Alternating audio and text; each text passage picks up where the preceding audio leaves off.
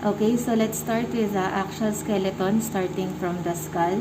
This is the dorsal side of the skull. This space is the pre-cerebral cavity, and this is the rostrum. Okay, in live specimen, this is covered by gelatinous material. Okay, this opening is the rostral fenestrae.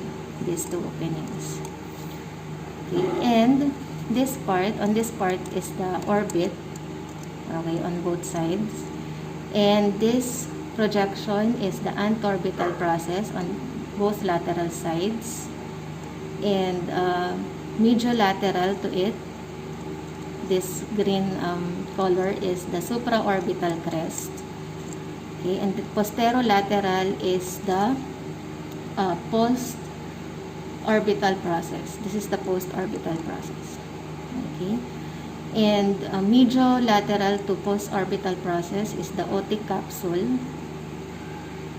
Okay, and anteromedial to otic capsule is the endolymphatic fossa. So the endolymphatic fossa is a large deep depression. Okay, let's proceed with the ventral side.